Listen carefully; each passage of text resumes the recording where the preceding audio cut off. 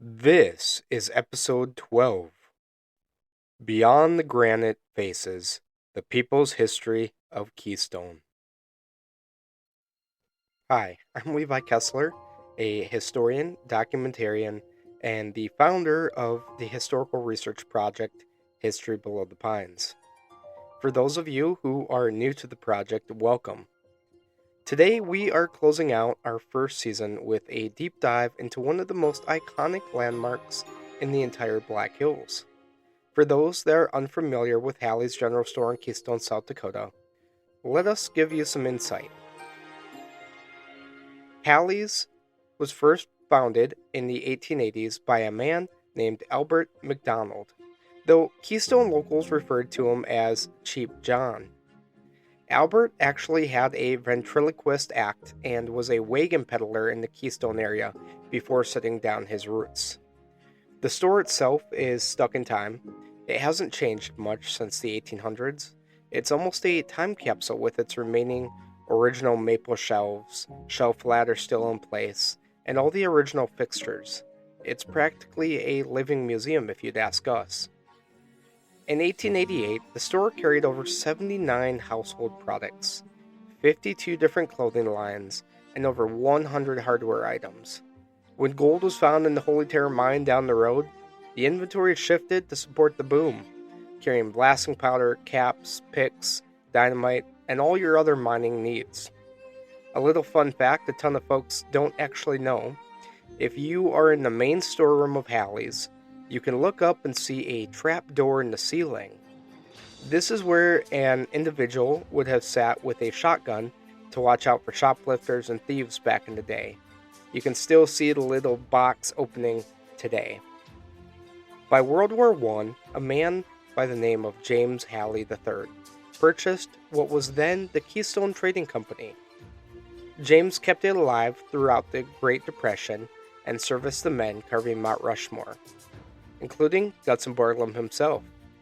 It was here those men would purchase their supplies and blasting caps. The store would go on to operate as a butcher shop, a post office, eventually passing on to James Halley Jr., who kept it alive well through the 40s and 50s. Historians even tell us that Jr. rigged up a shotgun doorstop to stop the thieves at night. From surviving the Rapid City flood to its auction in 1980, this place has truly seen it all. Today, the store is owned and ran by our friend Will Nelson. He's doing an awesome job preserving the history and keeping it alive. Also joining us today on the podcast will be our good friend Bernard, a town local and a guy who just happens to know a ton of Keystone, South Dakota history. This is an episode you are not going to want to miss. Will, Bernard, welcome to the show. Thank you for joining us, and thank you for coming on. Well, welcome you guys to the History Below the Pines Storytellers Collection Podcast.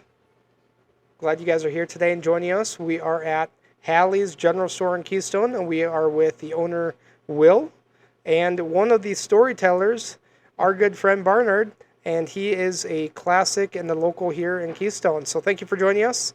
Absolutely. It's fun. I'm glad to. Will, tell us a little bit about the history, where we're at, who you are, how much beer you drink. Well, the beer numbers, that's off the charts. Now, depends, I guess, on the day. If I have Bernard hanging out with me, we can go through a few. So we are sitting in Halley's 1880 store in Old Keystone, right below Mount Rushmore. So just down around the corner, we can actually see Mount Rushmore. Halley's store has been in our family about 45 years. We bought it from the Halley family. My father did, Bob Nelson. He ran it in a very unique way, to say the least. He turned it into a antique store initially. Most people would call it junk. He would, anyway. People would come in and try to defend that, but yeah, antiques. So our entire family's basically run Halley's store since then. So we have my sister back right now behind us here in the store packing stuff to send out to people that have bought online from us. We do little live auctions once in a while. we put in a little bar, or my dad did, because all the pinochle players would come and hang out and get tired of coffee. So he threw a beer fridge on the back countertop, which uniquely that countertop's been here since the store opened. Gutzon Borglum came in and bought his stuff right off that same bar top that we have. That's super unique. Yeah. What a cool story. Yeah, pretty cool stuff. And basically now we have a little cook shack outside. We're flinging burgers in the summertime and, hosting our locals' little birthday parties and all the random stuff that, a little town needs is done basically right out of here. So a lot of fun. Prior to that, the place was a mercantile. It was basically Walmart before Walmart. So when the Halley family ran it, everything came out of here. Yeah, everything. Yep. Barbed wire to tampons. Sometimes. No, they didn't have tampons. Well, I don't know. Maybe they called them post toasties. That was one of your dad's stories. Really? Yeah. Walt Gardner told him when Nettie Shermer was the lady that ran the cash register, when the women came in, and she didn't want to say really what she wanted, she'd tell Nettie that she needed a box of post toasties, and she'd go back and put them in a brown paper bag and bring them back up and hand them to her. So yeah, anyway, going back beyond that, this is the oldest running business in Keystone continuously. It's never really closed. Even through COVID, we were at least open part-time. And that's one of our things we're known for, the oldest running business in Keystone. But we believe it's probably in the Black Hills, South Dakota, if not the world. I mean, we just never can close. I think I came in during COVID, and I walked in, and Will was sitting there by himself at the bar drinking. And I think I posed a question. I was like, "Are you enjoying COVID?" And he said, "You could say that." Yeah, COVID wasn't the worst. I mean, take this for what it's worth. Terrible time in our history here, but yeah, it definitely kept the people away. And one of my father's, favorite things he'd always say when people would ask him, how are you doing here? He'd say, "Well, we get as many people as we can stand." So, yeah, this town is a bit of a tourist mecca, and there's times you just. So prior to being a antique, we're gonna call it antique because it's not really junk. It's antique with beer. Yeah, right. People buy more when they're drinking. Exactly. Prior to being an antique store, it was several different businesses, from general store to a bank, correct? There was a bank. Yeah. Bernard knows a lot more about that. I know he had family members work here. Yeah. The Halley family, they used to buy gold here. And my grandparents came here in, I think it was 1933, and they did placer gold down on Foster Gulch, and Grandma and Grandpa would make about an ounce a week down there. And they'd come up here and then trade it. At that time, gold was $20 an ounce, and trade it for what they needed, a piece of pork or a side of pork or sugar and coffee and what have you. But yeah, and then my folks eventually moved up right across the street over here, and my mom went to work here in Halley's store, and she wrapped and packaged up the meat for the butcher. And one of the things that Halley's had that was unique to the day is they had refrigeration where you could buy your own locker and have your meat in it, and then come up here and be able to get your meat, buy meat from here at Halley's, and they had swinging meat that they cut up. And Jack Mantell was the butcher, and Mom wrapped the meat, and they'd sell it right there. You had a glass case, just like you do in Safeway, or even better. So, There you go. yeah, and yeah, it was different days, Yeah, I think, throughout this podcast, we've got to go all these small towns and talk to all the old ghost town businesses and whatnot. And everything was in that town. Everything you needed was there back in the day. Now it's like you go Rapid City for this, or Spearfish for this, or Deadwood for that. But everything was in town. It was centralized. Yeah. The coffee shop was the bank was the general store was the post office. And then it was probably a saloon as well. Well, I think there might have been a few obscure businesses they didn't mention. too. The post office was right next door. Right. What yeah. when you mentioned post office, and the ice house just in back here. They'd go down, and they'd cut ice off of the creek. They had dams where they'd cut that ice out, and then they'd put it in there and pack sawdust in between it and on ends of it, and it'd last the summer. People could buy ice. That was before you had refrigerators Sure. and MTV, microwave oven. And Get cell your phones. Chicks for free. So I was looking at the history before I came in here. I was kind of doing some research. If you walk further in the back, there's a little box up next to the ceiling where they had a guy with a gun sit as he was guarding the general store. Yeah. So, story goes, and if my dad said it, it's 95% questionable. Good storyteller, but this one's fairly factual. So, back in the early 1900s, down the road from here, the bank had burned down. I think they lost quite a few buildings. They did. Right then. Yes. So, the only thing that, to our knowledge, survived the fire really with any sustainability was the teller's booth. So, the teller's booth was moved into this store and put, kind of mid-center of the building. And, security back then was basically limited to who had the most guns, or who had the best position. So up in the upstairs attic area where they used to bring in those big sliding doors is where all the dry material, the hay, everything else was brought in and kept high because the moisture content is much lower. So if we go upstairs, there's huge sliding doors on either side in the upstairs. It's pretty cool. Yeah. So anyway, up there, they cut a hole out there and about the size of a VCR tape, for those of you that on this that would know what a VCR is. For the rest, yeah, it's cassette. Yeah, 8-track maybe. Right, yeah, something like that. So Eddie, I don't even know what we would use for a comparison. Floppy disk. Yeah, shut up. So anyway, they cut a little hole out along the ceiling, right along the line of the ceiling that opened up into the upstairs attic, and that flapped up, and through there we call it the shotgunner's hole. It was the name coined for it. And gentlemen would sit up there, especially on large payroll days. And because, as Bernard said, they brought gold in here, it wasn't prone to malicious activity. So, in turn, somebody had to be there, and that was the crow's nest. When the bank burned down, they probably actually used that for payroll for the Holy Terror. Because the Holy Terror was still running. The town burned down. That didn't bother the miners any. Yeah. This was the company store. I mean, exactly everybody kept their accounts. We have old records of people from years back, and expenditures and things on old receipts. And you were kind enough to find some and buy them back for us. I want to go back to when you said about the banker's teller's booth here that came down from when the bank burned. Remember how long it took us to get your dad to haul that goddamn safe off?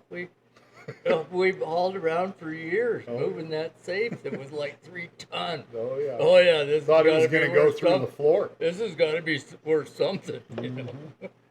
So, but yeah. So basically, somebody would just sit up there, and when the big payroll days would come in, there'd be a gun pointing at you all the time. And, security. Yeah. And I'm not going to say this happened or didn't, but I have cleaned this place, moved everything in here. We've had the floors bare for painting. Which if you ever get here to Halley's in Old Keystone and look around, it's an amazing feat to move the stuff we have. But I have seen little nicks and holes and BBs that are implanted in, so I'm not going to say or deny what may or may not have happened. Some desk pops. Right. I'll go back on what Bernard said about the safe. I think that runs in the family. I walked in one day for an ice cold drink after a good old adventure, and they said, "Levi, come help us move this." And then I caught myself lifting and carrying heavy things. And I think I told them I should get drinks for free for life now. You did the hot water heater down. You helped on that hot water heater? I don't remember what it was. Out of the basement? I just ended up carrying something. That almost put people in the hospital.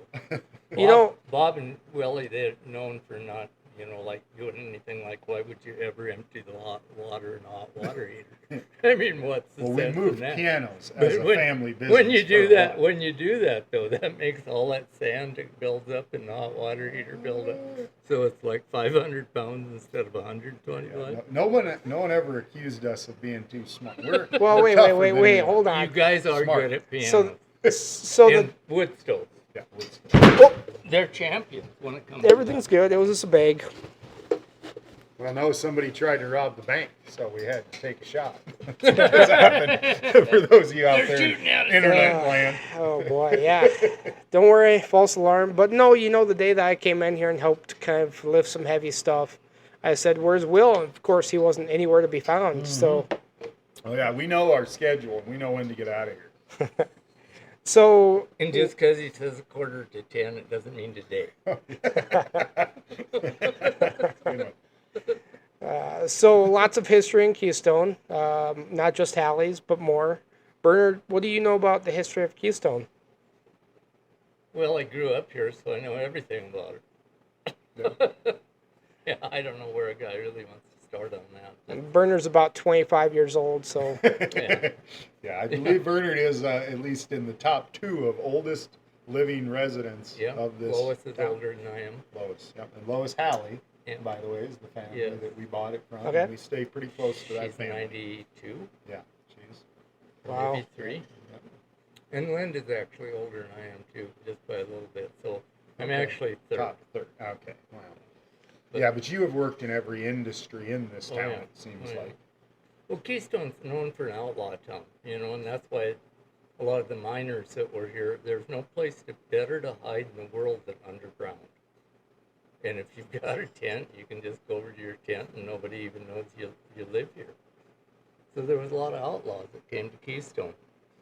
And I know some names of them, but I still kind of think that's things a person really shouldn't talk about those names. I agree. Yeah. Well, write them down so, when the good Lord takes you. Well, I think that I've already spilled my guts a couple times when your dad and I was writing that book.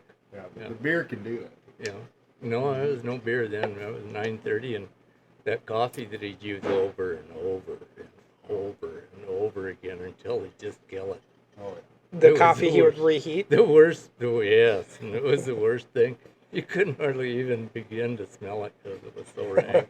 It was just rank. My father was never one to care too much about the product. No. The experience meant a heck of a lot No. more. A good buddy of mine walked in here one day. Dad had gotten some meat from a local place that they had deemed unsellable, so they put it out at expiration dates. Which, are those real? That's another whole podcast. He bought, or I shouldn't say bought, he met the guy that was getting rid of them at the dumpster, took it all down here, and he would feed the community with that on the wood stove cooking meat. A friend of mine stops up, never been in here before. Dad is trying to fry a piece of steak. It drops on the floor, picks it up, dusts it off, throws it back on the pan on top of the wood stove. Kid walks in, and my buddy, and Dad goes, "Hey, Danny, you want a steak?" Yeah. Oh, no. Yeah. So there's definitely some. I walked into the store one day, and I opened up the door, and Bob goes, "Oh, it's you again." I was like, "Is that good or bad?" He goes, "I don't know yet. What do you want?" Right. That was typical Yeah, of you him. did pick Dad's brain a lot. Yeah. That was typical, though. That was a typical hello. So I will give you this, maybe to lead the conversation down this path. Mount Rushmore, of course, all of the guys that worked up there, this was their hangout. They would buy most of their stuff. We have receipts from the guys that worked up there. One of the last gentlemen that worked on Mount Rushmore, Nick Clifford. Nick Clifford, right up the road, a half a block from here. He would come in and play pinochle with us. He's gone now a few years. He was And- on the baseball team that they had. All the Mount Rushmore guys had formed their own baseball team, and he was on that team. You know, Nick, I got the chance to meet. I got to pick his brain a few times. Nick rode on top of a vehicle to Aberdeen, South Dakota to play against the Aberdeen Pheasants baseball team. On top. He said he rode on top of the vehicle. Yeah, He probably had too many of sprinkles. I different character of man back then. Yeah.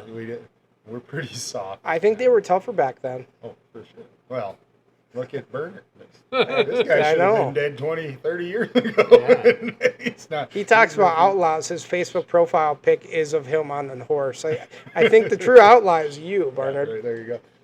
I do But love horses. On one note, I'd be if normal. Carolyn or any of Nick Clifford's family do end up listening to this, I believe when Nick died, he did have a pinochle debt owed here.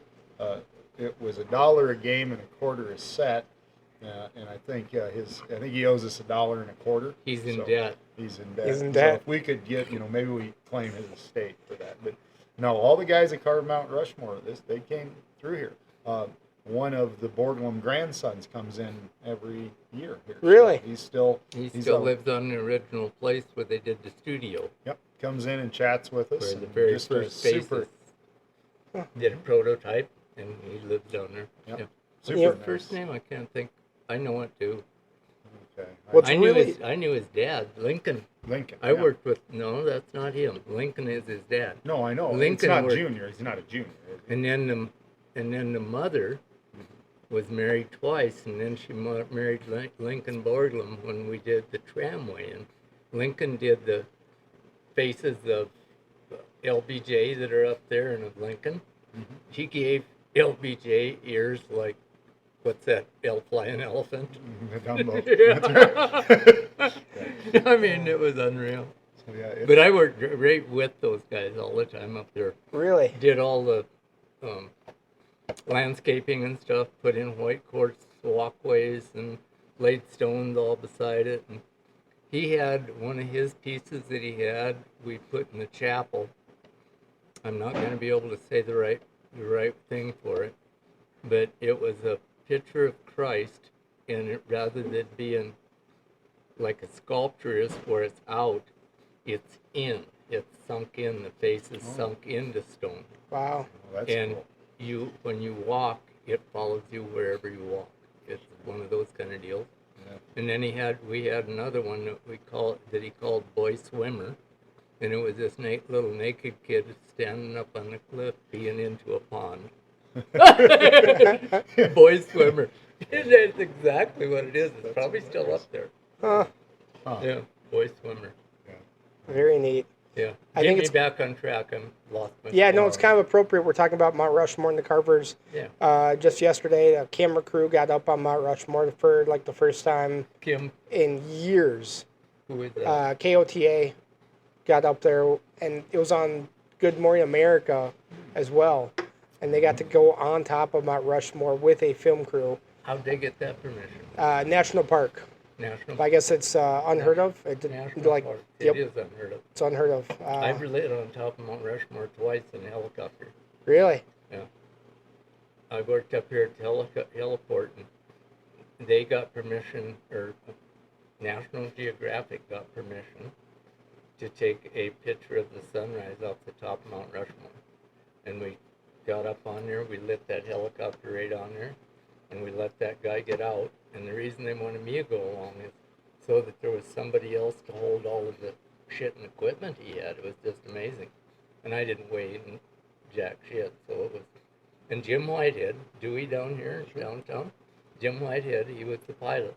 We lit right on it, tail gone toward George's nose, facing the cliff, and let that guy out, got him out, got all this shit out of there, took off, and then a little while later we came back and picked him up. He got shot off the top of Mount Rushmore. Of course, I seen the film, and the film it showed the top of his head, and you could look over and see who's the one over in the corner, Lincoln. Yeah, you could see Lincoln because it's Sure. like this, you know. On the it's top not- of George's it's head, not like this. he's facing the You- opposite. On the almost opposite. toward George. Yep. Yep. That's unheard of. That's pretty neat. Yeah. Really And cool then I story. was up there many times. My mom was a clerk typist at Mount Rushmore, and my girlfriend worked maintenance up there. And the last year that they had fireworks up there, not Yeah, when Trump was here. If they would have did it one more year, Bobby May that did the fireworks, I can't say the right name for the name of the company. We had the I've had the magnets on the side of the car they gave us to get past up there. Yeah, I've got the T-shirt. That's what he gave me. Yeah. But Bobby May, Sure. and beautiful woman for a wife, and they had 2 nice big dogs, and yeah, we got them.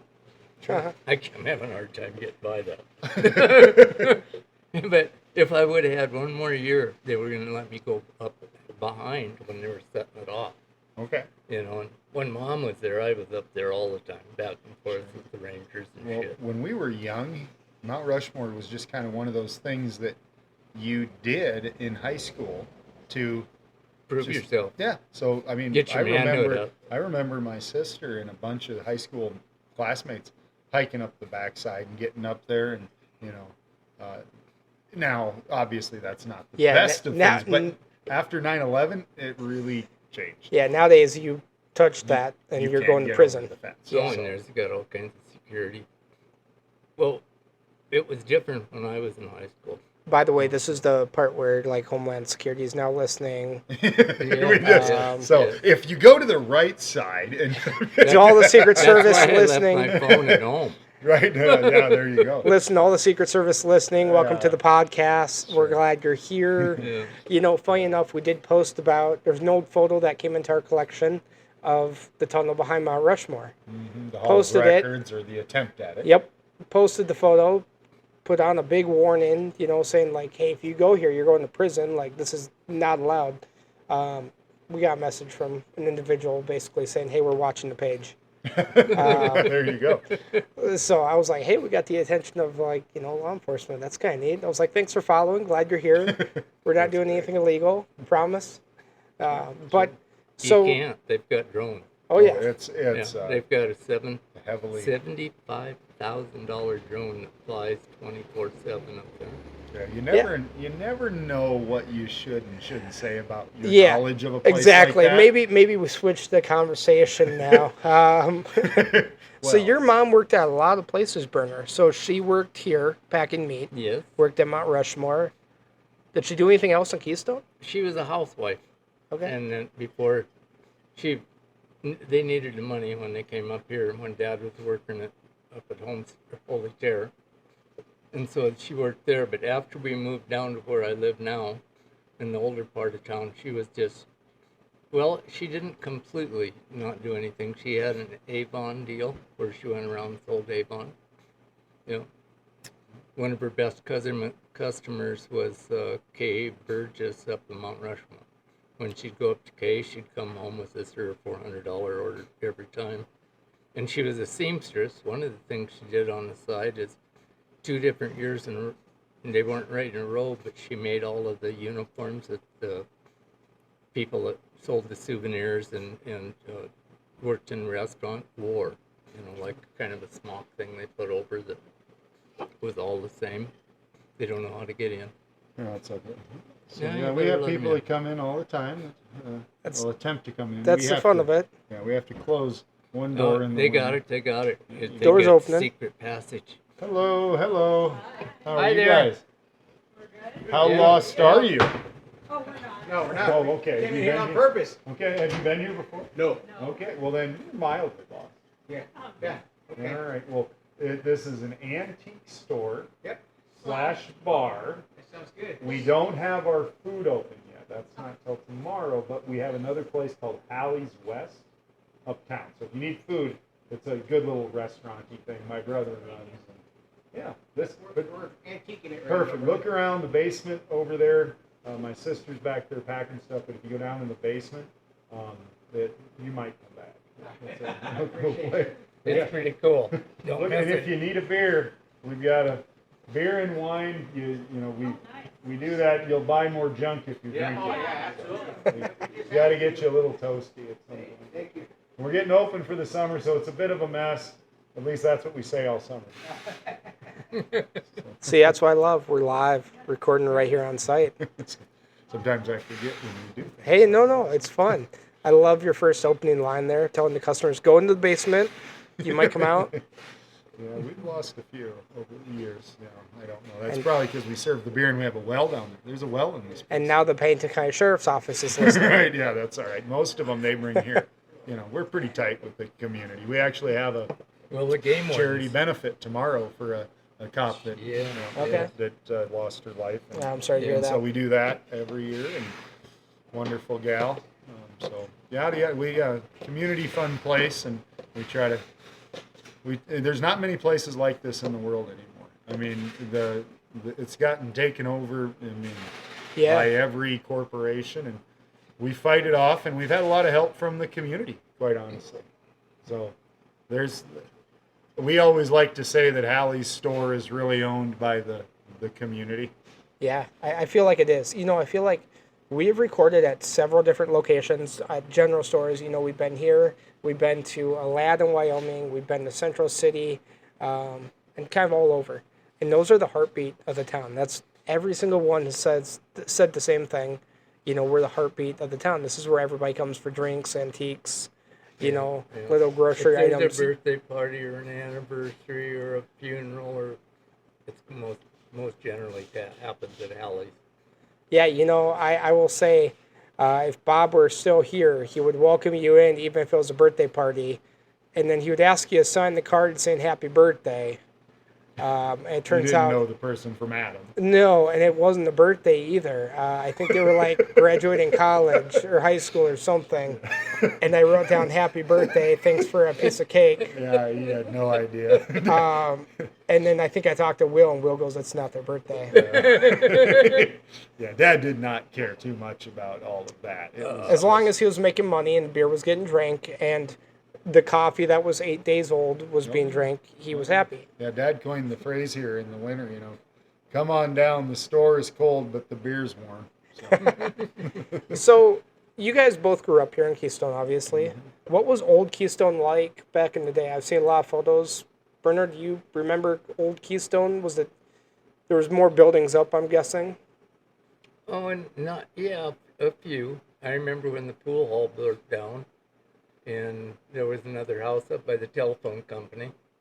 But there was over here where the elderly housing is, that was an open field, except for the far end where the yellow house is, and that's where Ben Black Elk lived in the summertime when he did up at Mount Rushmore, took photographs, and then in the evenings he had people that would live in a part that didn't have a house.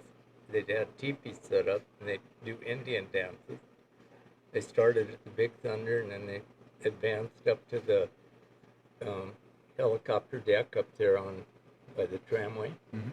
And there was a few more houses across the creek. The flood took out 5 houses actually. One of them was on the downstream side of the bridge that it took out, and the other ones were on the right-hand side, or the Columbia mine side of it. Over there. Yeah, there was quite a few more. The museum up the hill, the old schoolhouse, I was the last class that graduated from there. I'll be darned. Yeah. Wow. We are the last remaining Keystoners. So that makes you kind of old. I took the flag down the last time. They only went to 6th grade then. Third grade sixth grade. Yeah. No, I was in third grade when they shut down. That's all the higher they went. Yep. And I graduated 8th grade in there before I went to the Hill City High School. Oh, you did? Yeah. Okay. So you guys heard it first. Will has only gone to 3rd grade. That's right. And after that, he decided he was going to spend the rest of his life serving beer. That's right. Sure. Because it doesn't take any education to do that. No. 3rd grade, yeah. The 3rd grade was tough for me. That was probably 3 of the toughest years of my life.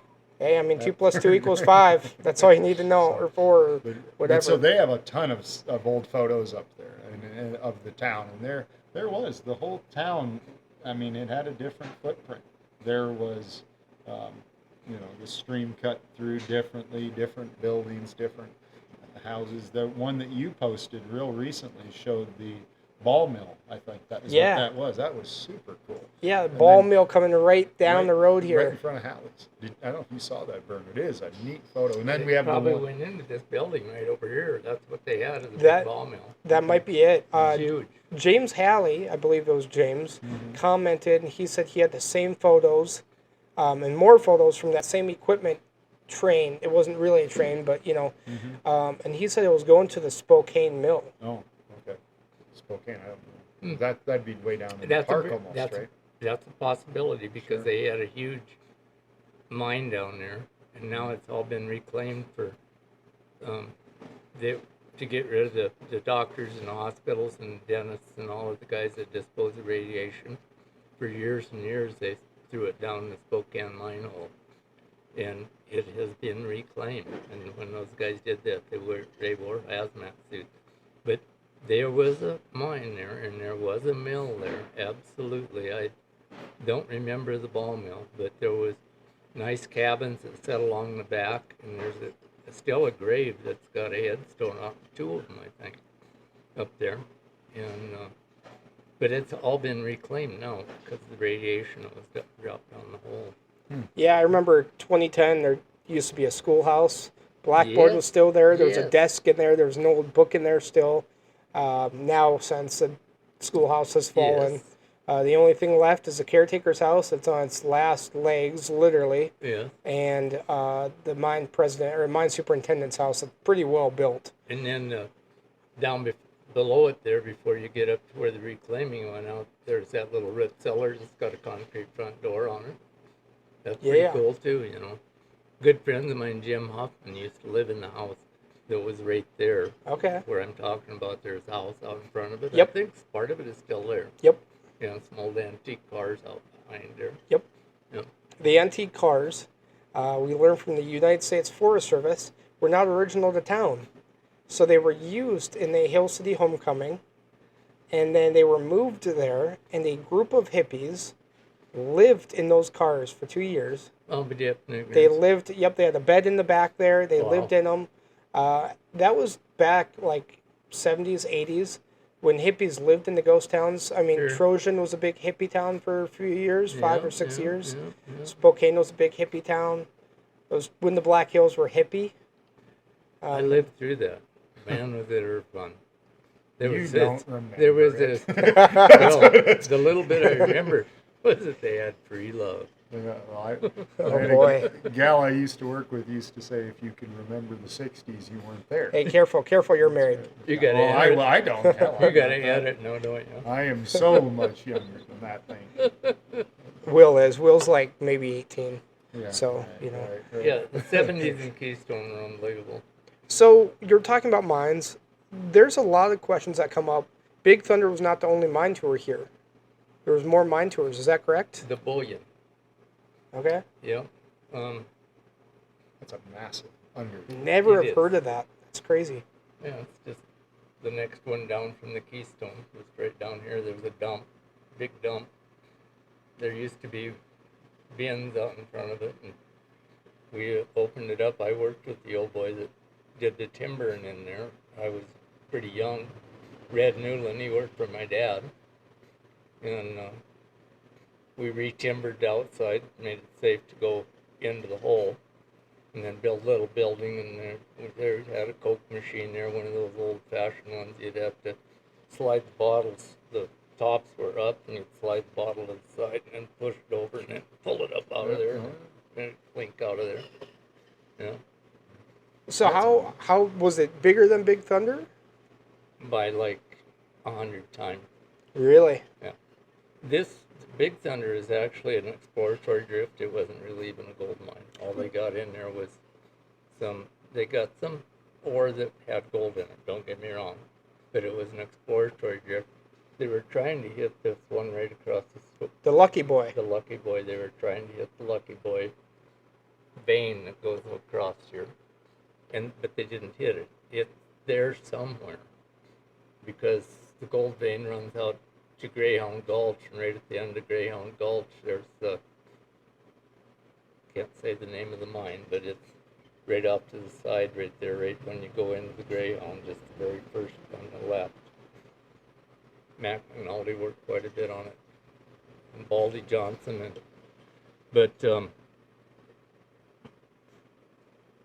yeah, the one right across the street here. Say it again. The name of Lucky boy. Lucky Boy, yep. Yeah, the Lucky Boy had really good gold in it, and the gold from that, they come out of a shaft that we can see right, or a drift that we can see right here from Halley's store, the mouth of it that goes in, Yeah, there and it goes. it would hit the shaft, and they'd bring the high grade up, and they'd put it in little mine cars, and they'd bring it out here, and then they'd take it on a mine car that went all the way over, actually crossed the creek, and went over to right at the Keystone. They had a stamp mill set up, and same way with Columbia, all that high grade that came out of there, it would go across, and that one had, it being as the where the derrick set up was up higher than the creek, they had to have a trestle set up that went across the creek, and it ended up being about the same height as the Keystone mine. So those guys would take those mine cars across with however much ore in them and take them over to the Keystone and have it stamped. And for a lot of years, the Holy Tear ore went through the Keystone stamp mill. But after they seen how profitable was the Holy Tear was, they moved the mill just for the Holy Tear over to right up just behind Halley's store here. It came up, that's where their mill was.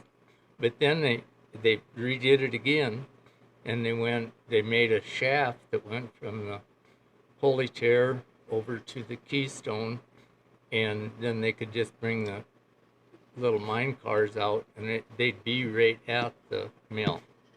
So they did. There was 3 different things happened there. Yeah. The mill foundations by the Big Thunder are pretty cool. We got a tour of that recently. We got to go back and see that. Yeah, but they weren't for the Big Thunder. It was for the mill right next door to it. Yes. Not, yeah. It But served the many ore mines. that was processed in it wasn't from the Big Thunder. It was from all of these mines around here that brought different ore at different times. There was things that happened up on a Battle Creek, on Hill City Keystone Road. Yep. And things that happened up toward Mount Rushmore, not much. But the gold ore kind of stayed down on this end of town. It was actually just down here below the bridge. That's the main place that the gold really showed up. When the old timers went through here years and years and years ago, they kept following a little bit of gold down Battle Creek, starting clear to the head of it. And the same way with Grizzly Creek, which is up by the Cathedral Spirals.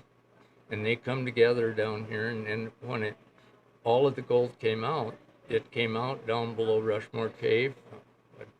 I don't know what they call it now, but Rush, Amusement Park. On down the canyon from that, it hits the limestone formation. And when the gold hits the limestone formation, it can't go any further down. It's on bedrock. So there was a placer mine down there that had like 15 miles of flue that ran water down to it.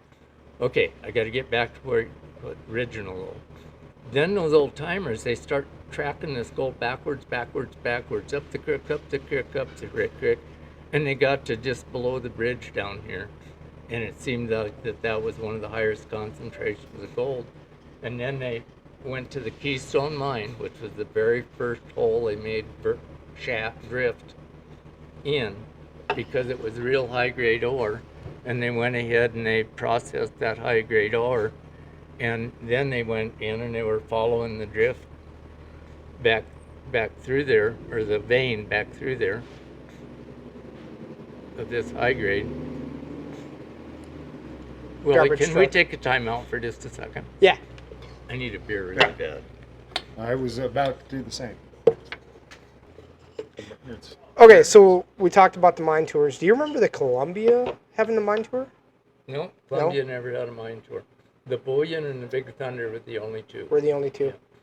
There was one up the road that we just learned about. It's super private property. We're not allowed to say. But they had fishing. They had cycling on the water cycling. They had a pond that they were pumping water out into. So this was like 40s, 50s, okay? Keep that in mind. And they were like riding their bicycles in the water. They had underground mine tours, gold panning. They had a miniature petting zoo. It was a whole shebang. Not in Keystone. It was just outside of Keystone.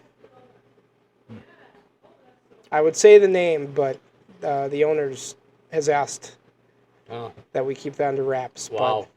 Wow, that's crazy. Don't remember anything about it. That, especially a pond with pedal bikes. Yeah, in fact, I have all the photos in an old pamphlet even, so it's kind of neat. The only thing I can even think of, very remote possibility, would be the old Halley Ranch. The Halley Ranch? Yes, the old Halley Ranch. It wasn't that one. And because of its relativity to Spokane. Sure. Yeah, I know what you're right talking there. about. It wasn't that one, but You can throw a rock 3 or 4 times from the Halley house One hit the and lake hit there. Spokane. It's just right there. see, that's one thing I wish we had more of is the mine tours. Yeah. Like, I mean, Big Thunder's great. I'm happy we have that. I wish we had more. Wish, you look at Colorado, it has like 6 or 7 still. Oh, wait a minute. There was that one guy. What was it? That guy's name that was a good friend of your dad's that was taking tours of the Ingersoll mine? Yeah. He even camped up there for a little while and took. Yeah, so the Ingersoll mine, just putting it out there. You want to talk about cameras? Listen, I know the owner. The owner's great. Super nice guy. One of the nicest guys I can ever talk about. Listen, I'll text him, and he responds to me in about 10 seconds. So to the owner, I'm sorry how much I bug you. Yeah, it's super sad about what happened to the Ingersoll. The mill burning is a prime example. So I'll get on the soapbox here. I'll speak for the landowners. We work with hundreds of them a year, maybe even 1,000. I get it. It's dangerous. Mines were not safe 125 years ago. These mines are not like the Big Thunder. Yeah. These mines have gases that can kill you in under 12 seconds or less. There's pitfalls. We've seen stacks of dynamite that's, sweating, and like 1 cent of you touches that's it. You're gone. So, I mean, I get it. We were in the mine recently, and we walked in with the owner, and he said, turn on your light quick. And no joke, about 5 steps in front of me was a pit that goes about 300 feet straight down. That we grew up in a world where if something happened to us, it was our fault. The world isn't that way anymore. Everybody's looking for blame. And some of these people that have bought these properties have definitely a huge amount of liability. And some of them are great. Like, I mean, as you're talking about the Ingersoll, there are some great people that are willing to what capacity they can, let us at least see that history versus hide it. Now, again, there are a lot of them that are, liability concerns, but there is at least an amount of it that can be shown. Yeah, and we talked about the name of the Ingersoll. Usually I don't drop names, just so everyone's aware. There are tons of cameras. Last time I was allowed up there, I tested it with the owner, and he has a neighbor who's a super kind guy as well. And it took 2 minutes from me pulling up to the alarm going off on the camera to the neighbor pulling up. Sure. So it's very well secured. There's somebody always watching. There's photos on the trails. You will get photographed. Active mining up there, so you can't access that. You will get prosecuted. This is the kind warning. Take this warning, not the owner's warning. Well, listen, guys, we could sit here on a soapbox and talk about it all day. There's a lot of history out here. But you guys have lives, and I'll let you guys get to getting. But thank you for coming on to the show today, and thank you for talking history. It's been a blast. Thank you. Yep, thanks a lot. And, I think Bob would say at this point, good enough. And, in fact, he would spell it Goodenuf. Well, later years he added the U instead of the O's just because he got tired of the extra letter. Again. So. We can say to close the podcast, good enough. Good enough. Good enough. Well, Will and Bernard, thank you for coming on. Thank you for sharing some history with us. And I'll tell you what, next time you're in Keystone, make sure you pop in and say hi. Order a drink and a burger. And, Will's father, Bob, used to say, we have some of the most okayest cheeseburgers in town. So, go ask for your most okayest cheeseburger and tell them that we sent you. And with that, we have reached the end of episode 12 and the conclusion of season 1 of the Storytellers Collection. You know, when I started this project, the goal was to make sure the stories tucked away in these gulches and under the timber weren't forgotten. And it has been an honor to share the first season with you guys. We are taking a short break to gear up for a massive summer 2026. We have a new series of long format historical videos coming to YouTube and even more deep dives into the private history of the Black Hills. So don't go anywhere. We will be back with the podcast in January of 2027, which is only about 9 months away from today's podcast. So that's exciting. Give us a few months to gather some stories and to run some more interviews, and we will be back before you know it. Thank you for listening. Thank you for supporting the mission. And remember, the best stories are usually found right here below the pines. I'm Levi Kessler, and we will see you right here next year for season 2.